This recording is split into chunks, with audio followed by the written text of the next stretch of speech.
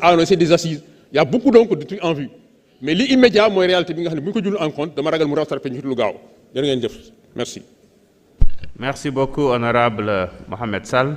Honorable Abdou Karim Sall, vous avez la parole. Honorable Moussa Sarr Mangawadjal.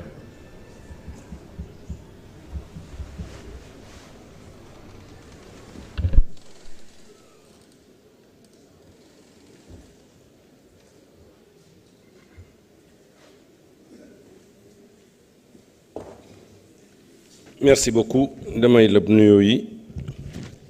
Monsieur le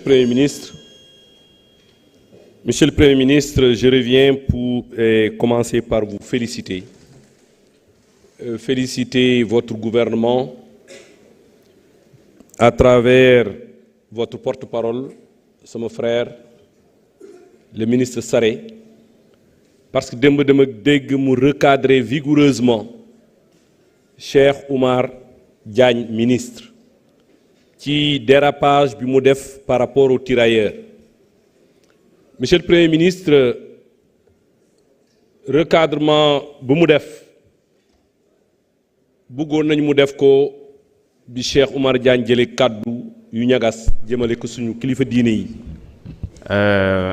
Honorable, restons sur le sujet. Je rappelle que pour le deuxième tour, il ne s'agira pas de poser de nouvelles questions, mais juste de repréciser sa pensée.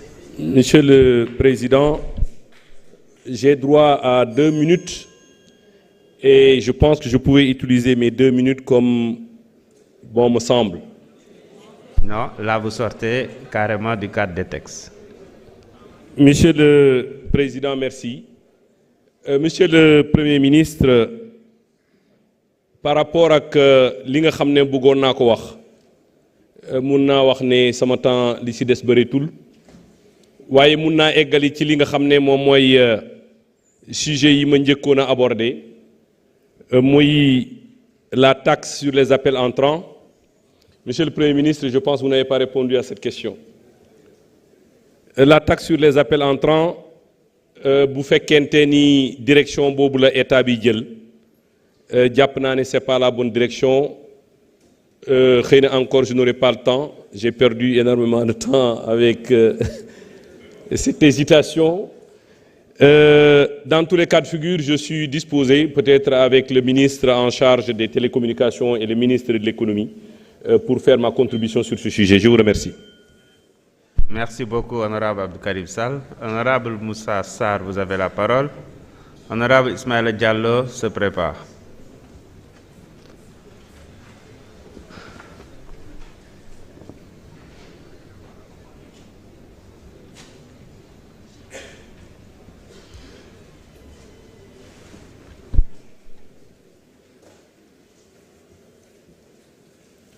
Merci, Monsieur le Président, Monsieur le Premier ministre. Je vous remercie d'avoir répondu à mon interpellation sur les pôles.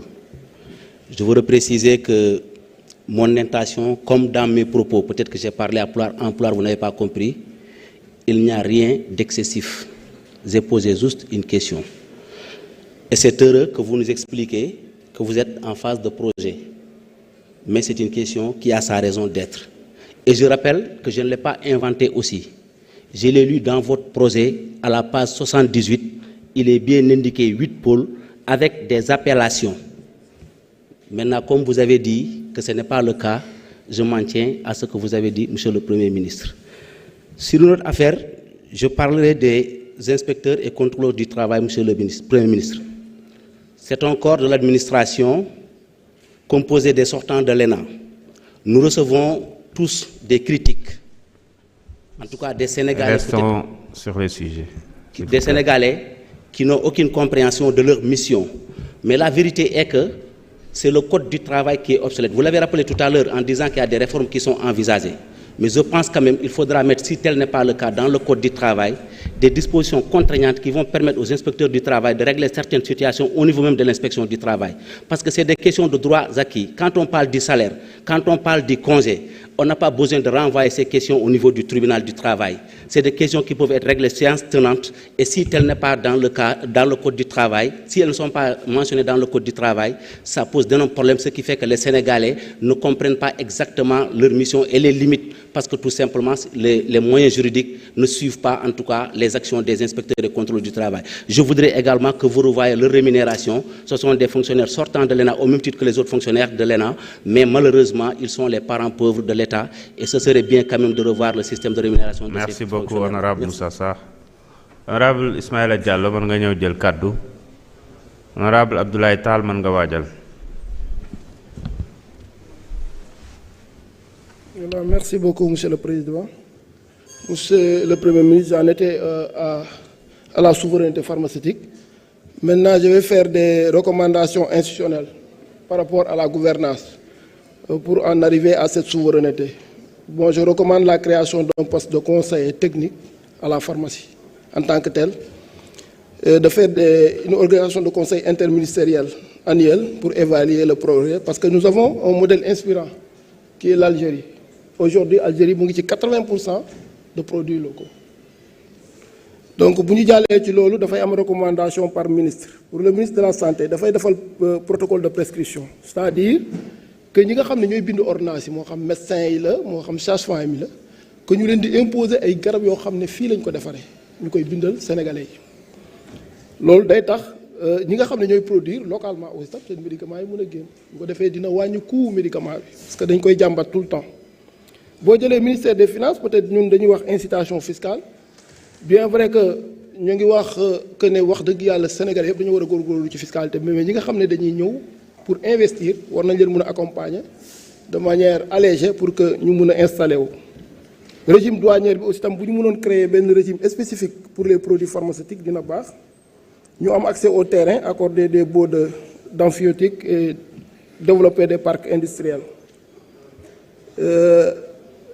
Concernant le ministre de l'énergie, moom dañuy fexe ba fekkee wàññi kilowatt bi ba nga xam ne dañuy am accès à l'énergie pour mun a industrialiser.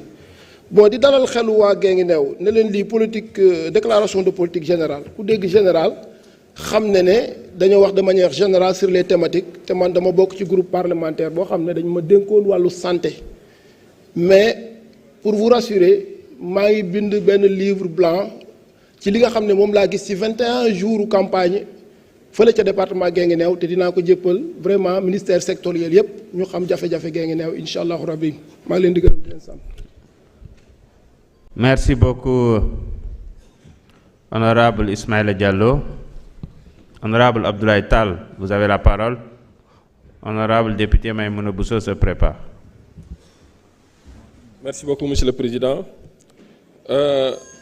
Sànq ba ñuy wax ci loi d'amnistie bi, Monsieur le Premier ministre, effectivement wax nga ni bëgguñu may feddali ne mosoo koo bëgg te témoin laa ci jamono ji nga nekkee fële nga nekkoon bokkoon naa si ñi fa doon ñëw chaque jour recommandation wala consigne boobu mos a jox mooy ànduma ci tey ànduma ci ëllëg bi si des mooy Fulbert Sambou ak Didier Badji est-ce que dañ leen a fekk ci manifestation dañoo xëy ñu boom leen froidement kii benn kooram disparaître na ay mbokkam gisaguñ ko ba tey pour mën a def le deuil keneen ki dañ kaa sànni biir géej kon dafa jot ñu génn def enquête xool ñi coupable ñu topp leen sanctionné leen beneen bi si des mooy fi ma doon waxee ci prison yi parce que li ma gëm te gis que di ko dund chaque jour mooy au niveau des prisons ça suffoque et ça étouffe jamono yi si ginnaaw toog na ak ministre de la justice di ko wax grâce yi de boo leen si gënee mën a jàpp gën koo yaatal joxe na ma ay explication muy ay explication yu claire yu objective waaye dama jàpp ni prison boo am surpopulation carcérale de plus de